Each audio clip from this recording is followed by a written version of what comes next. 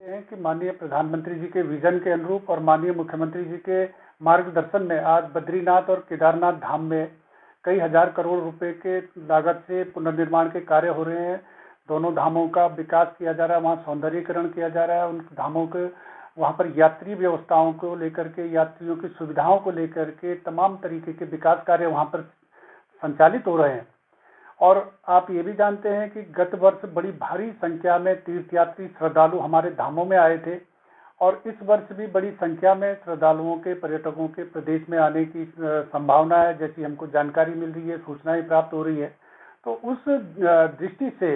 हमारा भी प्रयास है कि जो हमारे धाम है, मंदिर हैं, उनमें जो प्रबंधन है, पूजा व्यवस्थाएं हैं, उनका सुधारीकरण हो, उनमें सुदृढ़ीकरण हो और जो यात्री वहां पर आते हैं, श्रद्धालु वहां पर आते हैं, उनको सुगम और सरल तरीके से दर्शनों की व्यवस्था हो, पूजा अर्चना कर सके। तो इस क्रम में हमने देश के जो 4 प्रमुख प्रतिष्ठित मंदिर है, वैष्णो देवी जी है, तिरुपति बालाजी है, महाकाल है और सोमनाथ जी है, यहाँ पर 4 अध्ययन दल हमने भेजे थे और उन्होंने वहाँ पर जो मंदिरों के प्रबंधन की विभिन्न व्यवस्थाएं हैं उनका बारीकी से अध्ययन किया और उसका उन्होंने प्रस्तुतिकरण हमारे समक्ष रखा है। और उसमें जो बिंदु आए थे उनमें से हम चर्चा कर रहे हैं और जो संबंधित वहाँ के पक्ष हैं उनसे भी हम बातचीत करेंगे, जो स्थानीय जिला प्रशासन है उनसे भी हम बातचीत करेंगे और उनसे भी फीडबैक लेंगे। तब उसके पश्चात हम अपनी SOP को अंतिम रूप देंगे। इस संदर्भ में मैं ये स्पष्ट करना चाहता हूँ कि जैसे कुछ लोग जैसे सुधारवादी कदमों का जैसे ही कोई प्रयास वहाँ पर मंदिर समिति के स्तर से, प्रशासन के स्तर से किसी प्रकार से किया जाता है तो बेवजह के मुद्दों को तूल दे करके विवाद खड़ा करने का प्रयास करते हैं। और वो लोग, इस प्रकार के लोग नहीं चाहते हैं कि किसी प्रकार की वहाँ पर व्यवस्थाओं में सुधार हो, क्योंकि वहाँ पर अव्यवस्था बनी रहे ऐसा उनकी मंशा रहती है और उस अव्यवस्था से उनके अपने व्यक्तिगत स्वार्थ सिद्ध होते हैं। मैं ये भी स्पष्ट करना चाह रहा हूँ कि जो एक बात को लेकर के जिस चीज पर अभी तक हमने तय भी नहीं किया है और उसको लेकर के बिना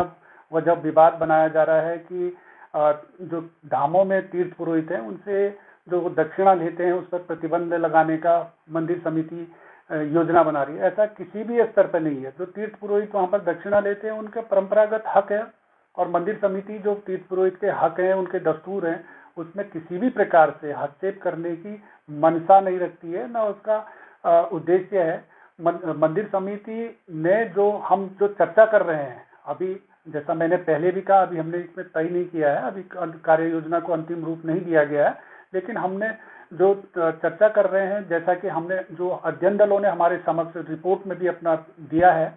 कि जो वहाँ पर जो मंदिर समिति में, मंदिर के भीतर में जो हमारे वेतनभोगी कर्मचारी होते हैं, पुजारी होते हैं, वो जो तीर्थयात्री हैं, श्रद्धालु हैं, उनसे किसी प्रकार से दक्षिणा न ग्रहण करें और दान पात्र में डालें, ऐसा हमारा प्रयास रहेगा। और इसी प्रकार से जो ड्रेस कोड को लेकर के भी भ्रांति पैदा की जा रही है वो भी बुरी तरीके से भ्रामक है। ड्रेस कोड जो मंदिर समिति के कर्मचारी है, मंदिर समिति के अधिकारी है, मंदिर समिति के जो पुजारी हैं या वेद पाठी हैं, उनके लिए तय करने के लिए हम विचार कर रहे हैं।